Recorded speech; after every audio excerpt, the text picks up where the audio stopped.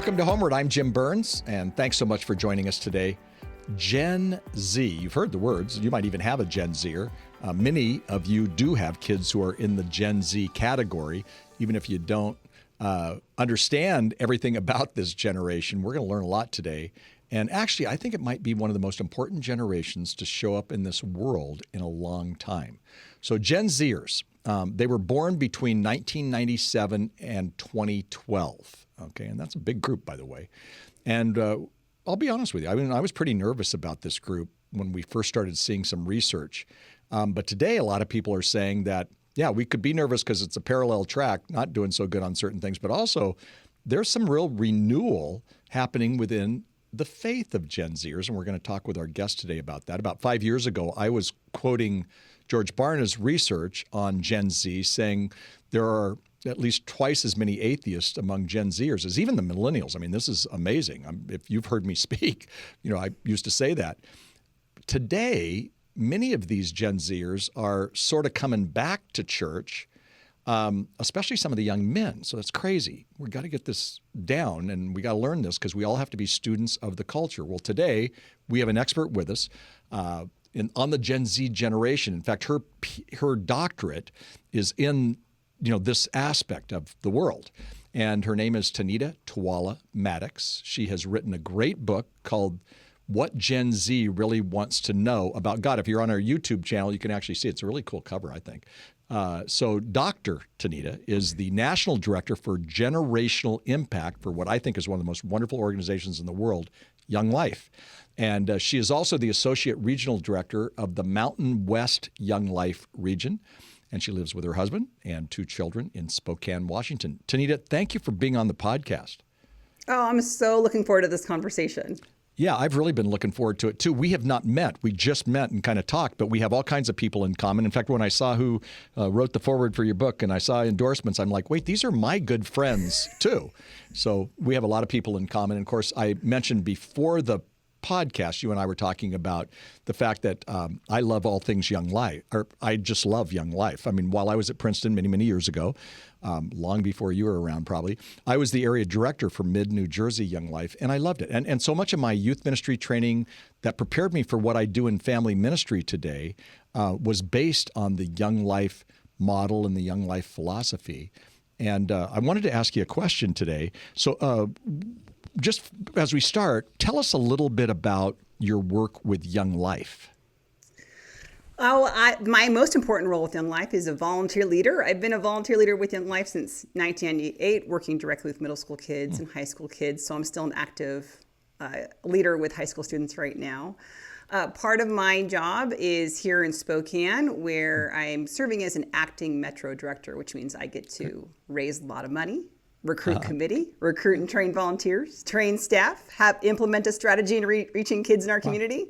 And that's it's so fun and life-giving to get to see the direct impact on kids' lives of what we're doing. And then I, like you said, get to serve with the larger mission of Young Life and how do we understand our next generation of kids and now young staff moving forward. Yes. Well, anyway, it's a great organization. You have a great calling. Thank you so much. I want to talk about Gen Z generation. And this isn't just for people who have Gen Z kids. This is for people who have younger kids. This is for people who actually have older kids, because I do believe it's so key. What are your thoughts today about the Gen Z? I mentioned in my opening that, we were super worried about them, and you have some things in your book that kind of, many of them are leaving the church, and yet there's 2 parallel tracks. Some of them now are having a spiritual renewal, and they're coming back to church. Tell us about that.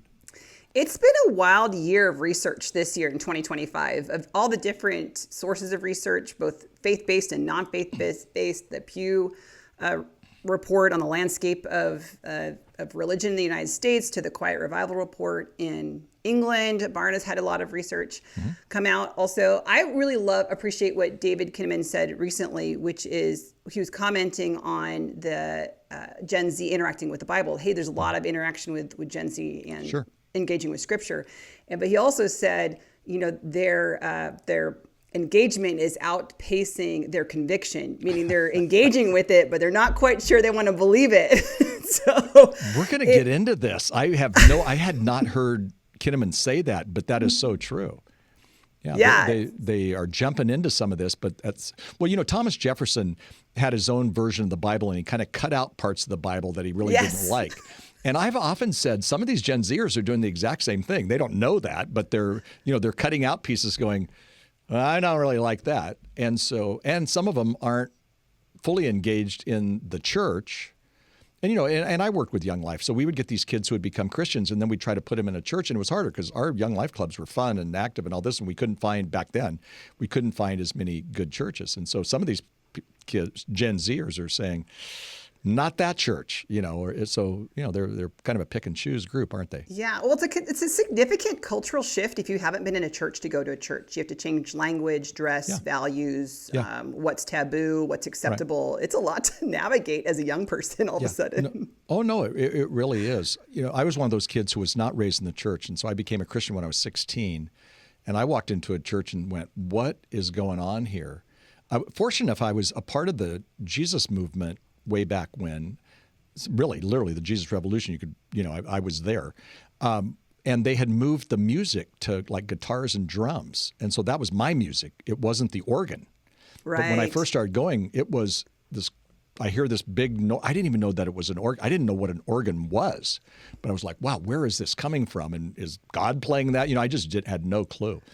And I think today there's a little bit of that with Gen Zers. They're walking into a place that's foreign to them. They're not used to singing like you sing in church. They're not used to, some of the stuff that goes on, and they've had to kind of, learn it, rethink it, or, dump it for them.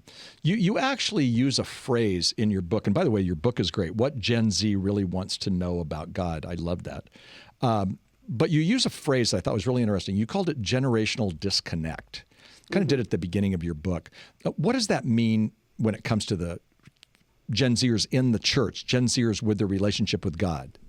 Yeah, and I want to say along with that when you look at the research on Gen Z, and I get asked a lot of times, is Gen Zers who do not have a church background or don't go to church, and ones that do go to church or do have a Christian upbringing, do they have different kind of general aspects that we see, especially when it comes to attitudes about God and the questions that we talk about in the book?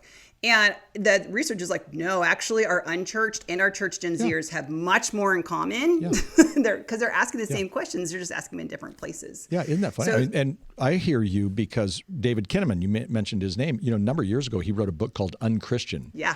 Which today is still prophetic because what he did was he studied the exact same thing. He studied people who were in the church, people who weren't, and they had the same problems, just like you said. Well, that's fascinating because that was a long time ago. Today, it's even more heightened. So that really is interesting. Parents. So obviously, Homeward, we have 4 values: strong marriages, confident parents. That's who we're talking to today. Empowered kids and healthy leaders. That's all of our content goes through that. And with the parents, so a lot of parents listen to this podcast. A lot of moms and dads who are listening, they're concerned about their kids leaving the church. They've been told by it, pastors get up and say this, other people do it.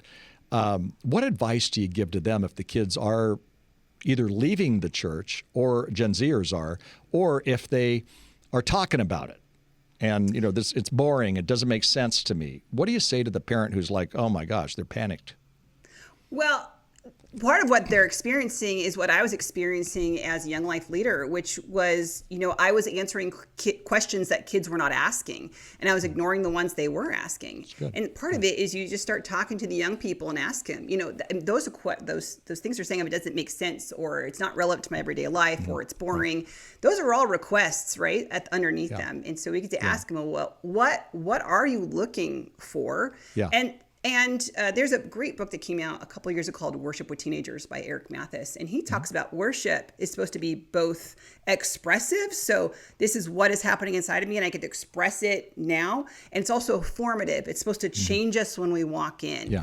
And I don't know if we've actually explained that to our young people when they walk into a church, that they walk in and go, no, you're supposed to be changed by it also. You're supposed to be formed by it as you are also expressing in it. And so there's a lot of things that some of that generational disconnect is actually not understanding that our young people need us to make some of these concrete connections between what we're doing, what we're talking about, and how it relates to their everyday life. Yeah, and it really helps if parents will do that. Parents typically don't like to think about the fact that they are the most influential people in their kids' life spiritually, because they're like, oh, but look at our life or look at our home or whatever. But in reality, part of it is we do have to help them understand. And once they get it, it's not so bad. I'm seeing people in churches where kids are, joining in and they're serving and they're hanging around older people and all that kind of stuff. And that really means that they're going to stay longer if they get that. So I hear that.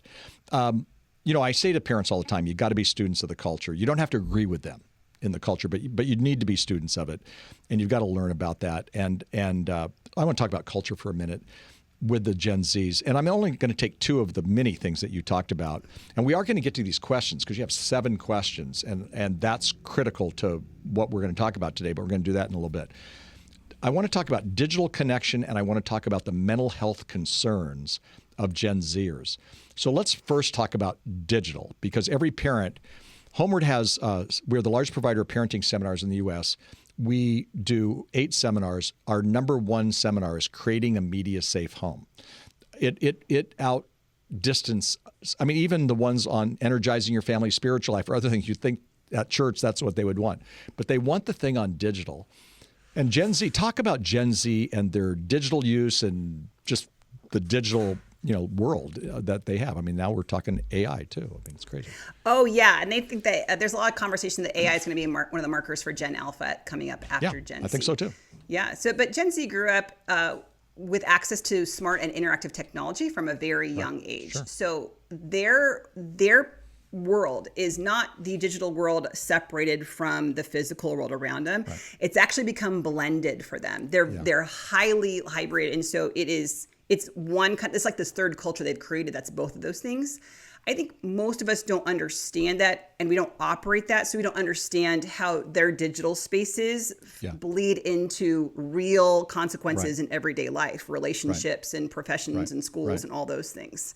Yeah. So, and I can understand as a parent, I'm also a parent of children, that you are a big influence, but I also understand the anxiety and the nervousness or the stress of going, but there's all these other voices that are streaming into my kids' hands at any given moment. No, exactly. And those voices are loud, and those voices are everywhere, especially as the kids get older.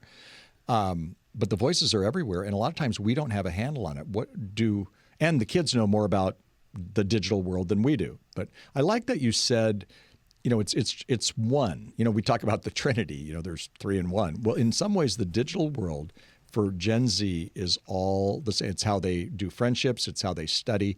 It's how they will work if they're not working yet. Some of them are, of course, but it's how they'll work. They'll go to Starbucks and work, or they'll be at the house. It's just so interesting, because as parents, the parents of Gen Zers, they use technology every day. They use the digital world too, but many times it's separated.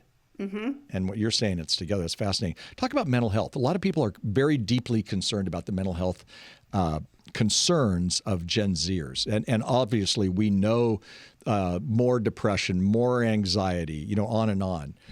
Talk about that.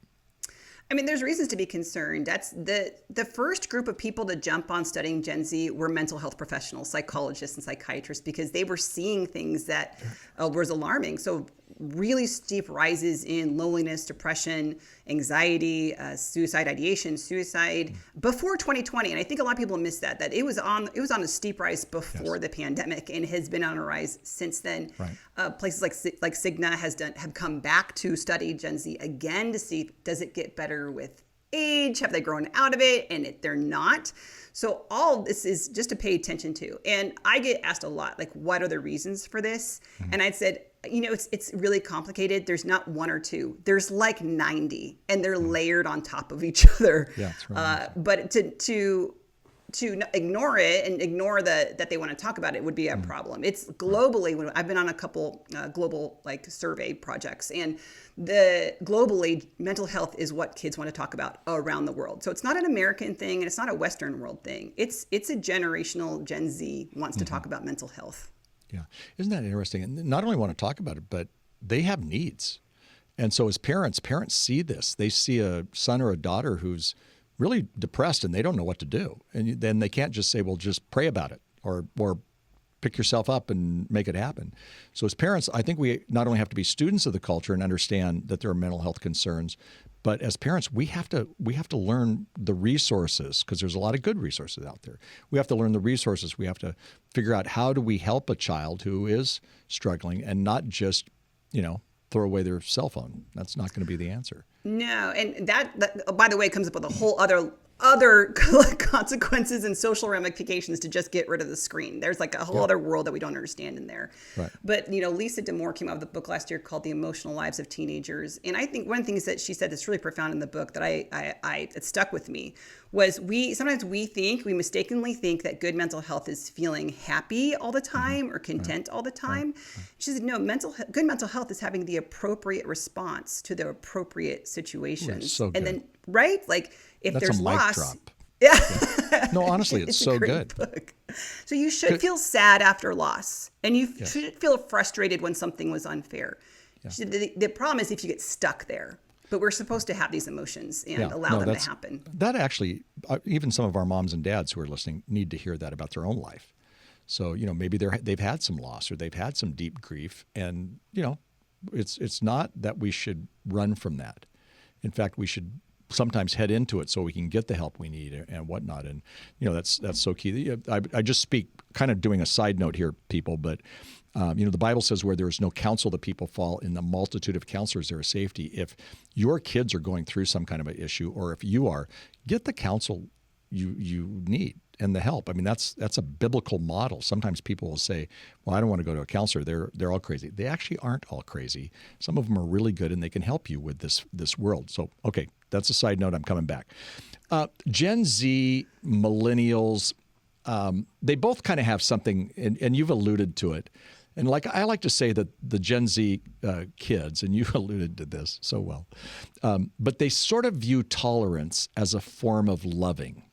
So they have trouble with biblical worldview, whether it be the Bible, social media, gender, whatever it might be, because they're like, no, you got to be loving. And so some of the Gen Zers who are coming back, they went to college. They're still in college. They come home for the holidays or whatever it might be. And man, there's some blow-ups going on because those Gen Zers saying you're not loving to a whole group of people or whatever it might be. Talk about the idea that how do parents navigate the fact that their kids are much more tolerant than they are, and they are kind of taking and choosing some of what the Bible says. First, we have to understand they're operating with different definitions of words. So we maybe use the words loving, or we might use the word you don't accept me, or you don't accept my friend, and you're like, no, I do accept them. They're welcome here, we're having some of those arguments are based on the fact that we actually are using completely different definitions for what those things mean. So sometimes you have to look at things going, what does it look like to love? What do you mean by acceptance, right? Because Gen Z generally sees acceptance as you agree with me and you won't ask me to change. Right. Isn't necessarily the definition of acceptance that older generations are working with. So those are part of it. Part of it is we're also looking for, what Paul did in Athens is he looked and saw where was that culture reflecting the kingdom of God, that he could call out aspects of the image of God, and where did it need to be redirected to a better understanding of who God is and where they are in that. Yeah. So what I appreciate is the heart of compassion and the heart of justice. Actually, God does have a heart of compassion and a heart of justice. Sure. And I think we get to appreciate those pieces of it. And then we go back to the conversation of who decides what is right and what is wrong, what is just, what is fair, and what is good and what is loving. It is actually not us. And at the very beginning of the book, we really talk about the goodness of God. And part of it is that act of can you follow a God that you do not understand or agree with all the time? Because what you're saying is, I don't agree with the standards that Bible says. And you go, okay, can you still follow God with that? Because we're allowed to wrestle with God and ultimately obey him. Yeah, I love that you said that. I honestly love it, because we've got to allow our kids sometimes to lean into their doubts, to lean into their questions, and that's okay.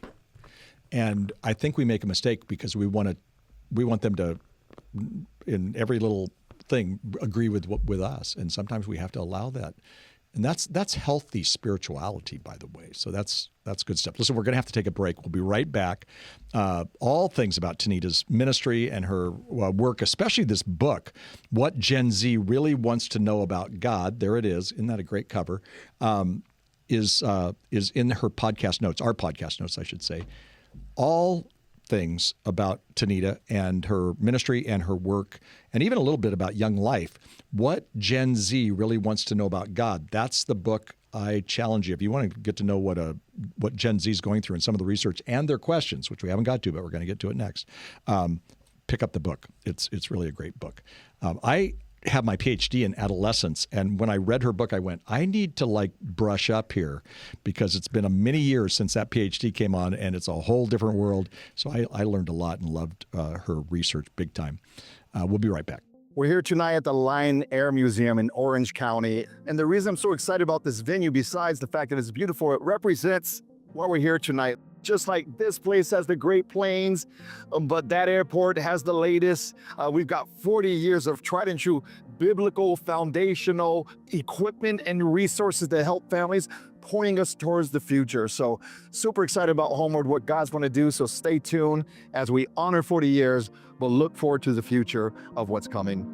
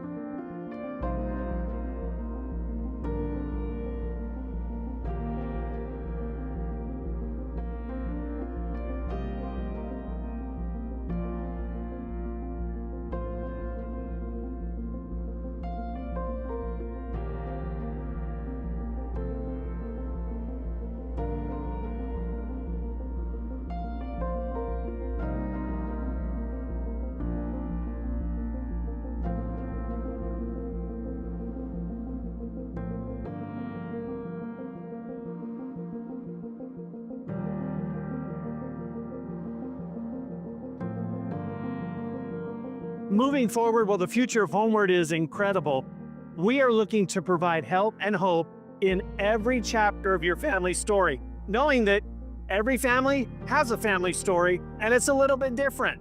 And so we want to be there to provide help and hope in those challenging times and in those exciting times for the next generation and the generation after that.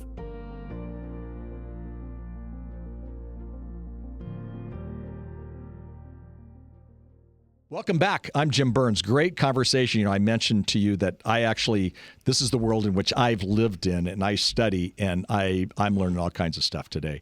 Tanita, so good to have you. And you have 7 questions that you talk about in the book, 7 questions about life and faith. And I'm going to throw out a question. I'm going to have you kind of expand upon it. First of all, one of the big questions, is God good? And you referred to that, but is God good? That's a question for them. Yeah, and that's a timeless question in so many ways, right? And I think one of the mistakes we make is we think, I asked that question, I can answer it because I've already processed that. But what we want to do is look through, well, what's the context behind this question for this generation? What's surrounding them that provides a lens for that question? Yeah. And most Gen Zers are not going to come out and just say, is God good straight away? Right. It's mostly all the why questions, like why would God make this happen? Why would God let this happen? So good.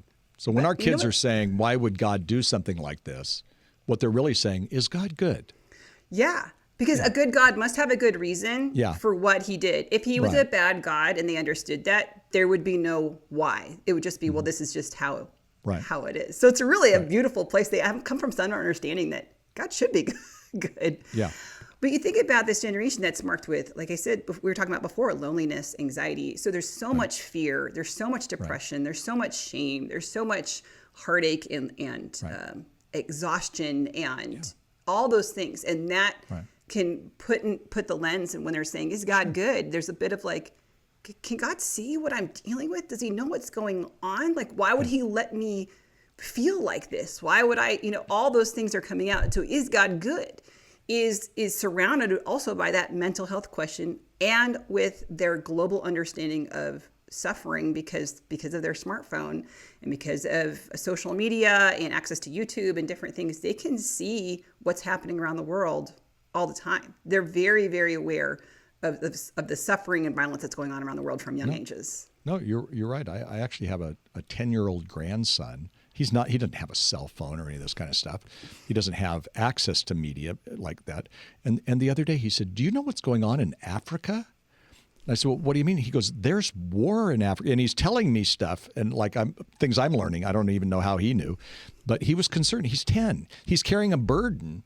So these kids are at a younger age carrying burdens that I didn't carry when I was 10 because my parents, there's this thing called the newspaper.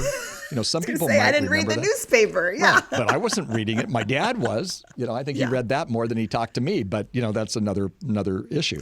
I'm going to go with another question. Am I enough? Very interesting, insightful question. And what we're seeing is that the questions you have put there are not sometimes the questions they're asking. It's the question they're asking, but they're asking in different ways. Mm-hmm.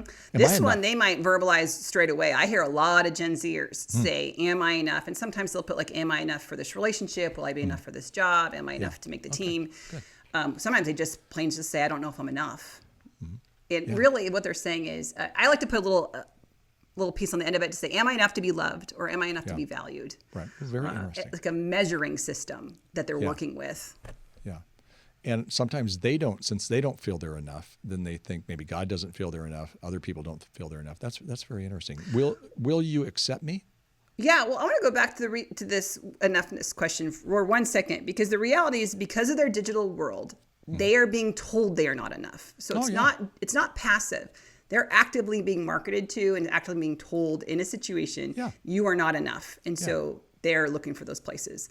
That bleeds into, and that bleeds into the will you accept me piece also of enoughness and acceptance do relate to one another for sure. But as you've mentioned before, this is a generation that values acceptance, tolerance, bringing in those who've been historically or typically marginalized or rejected.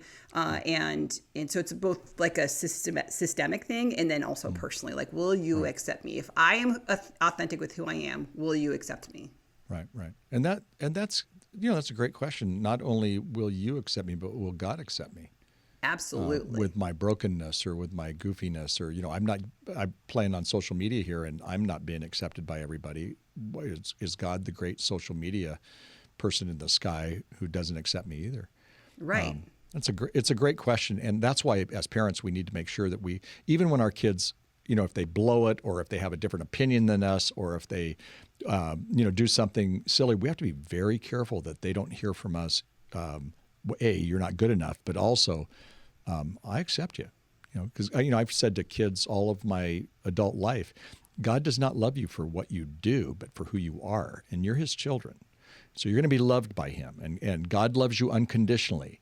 Again, not for what you do, but for who you are, and that's key. I think this generation, and you summed it up in this question, do all people matter to God? Because they're seeing, I don't care if it's a political situation here in the U.S. or what, and it's both sides, but these people don't matter as much. We have the handle on it, and both groups do it. So I'm not playing political here. So the question they're asking is, do all people matter to God? They're not just them, but do all people matter to God? Speak to that. Yeah. This is a social justice question for sure. Does he see what's happening? Does it matter to him? Will he do something about it? When I was growing up, it was, does God care about me? But what this generation that has done is they've said, well, it doesn't matter. If God doesn't care about these people over here or these people over here, then I don't want anything to do with your God. Wow, very interesting. So I know, isn't it? Yeah. It's so communally minded, and I don't think they get enough credit for thinking that way. Yeah, isn't that interesting? And they are that's very insightful. It's funny, I just, Elijah, who is here in the studio with me, he's a youth pastor, and I just kind of looked at him because he lives that as a youth pastor every day. That's what kids are thinking, and he has to even help kids understand that. Can I trust you? Oh man, there has been a massive deterioration of trust in institutions and those who including typically the church, by the way. Yeah. Oh, very much, yes, the church and any kind of power or authority figure. Yeah, so, right. Those of us who grew up with respect your elders, That is not what this generation's grown up with. No. So age, authority, power, money, education, that doesn't matter. No. So they've just been exposed to a lot of the revealing and showing of people who were trustworthy that weren't, or institutions that failed historically or currently. And so they see a value on their trust, and I respect this. They see that their trust is worth something, and so they're just not going to give it away. They're going to wait and see if you're proving yourself worthy of their trust, and then give it to you. Yeah. So they're assuming that the world is not trustworthy, that no one's telling the truth. Isn't that something? That's sad and kind of true. It really is. Well, speaking of that, what is true? What's the difference between the question, can I trust you, and what is true for them? I mean, all these questions overlap a little bit. You can't, they touch each other. But this one is really a taking apart of universal truth. And so they've grown up in a time where they heard truth become individualized. So it's my truth, your truth, their truth. You can decide what's true for you, and they can decide what's true for them. They've also seen that truth based in personal freedom. So if I want to be able to do what I want to do, so I can decide what's true that allows me to do that. And in the midst of that, again, this overlaps with the do all people matter to God piece. They've seen truth be weaponized and used to hurt people, or exclude people, or oppress people, or marginalize people. And so their relationship with truth is very complicated. They would love an anchor to figure out how these values and these experiences can be navigated. But at the same time, they've grown up in a time where they've been taught that if you say something's true, that means you're going to use this to exclude somebody else. Isn't that interesting? Yeah. That's great insight. You know what? I just keep thinking about every parent, because parents don't think enough about this. We want to know, how do I discipline my kid if they are late for curfew or they are on their phone too much? And in reality, we have to be students of the culture. And that's what you're helping us do. I've got one last question. It's your question. Am I safe? Yeah, this is a value. Safety is a value that Gen Z has grown up with. That was, it's not, they didn't come up with it. They were really raised with it, but it is a high value. And it is really unique to their generation to think that really safety is not, that safety is more of a human right. That I deserve to be safe, and then a violation of that is a violation of that human right. But safety is hard for us to get our brain around, because it's a very, very broad definition, right? Like, it is. I don't know about you. There's physical safety, but there's also emotional safety and spiritual safety, and so many others. Yes, safety from disagreement, safety from risk, safety from failure, safety from being uncomfortable. It goes on and on and on. Right. And even kids. I mean, I say to parents, I just said this on a podcast where I was in your shoes, where I was being interviewed. And I said, you have to be the safest person in the room for them, even when you don't agree. We were talking about sexuality. And I said, they will talk to you if they feel safe, but if they feel judged, or if they feel preached at and lectured to and not heard, that doesn't mean you change your values. But if you're not the safest person to them, they're going to go to they tend to go to the safest person. So that's a critical issue. Am I safe? So parents, those are 7 great questions, and there's so much more in the book. So go get the book. Listen, time goes by so quickly. Thank you so much for this conversation. And again, let me just say the book is called What Gen Z Really Wants to Know About God. There it is on the YouTube channel anyway.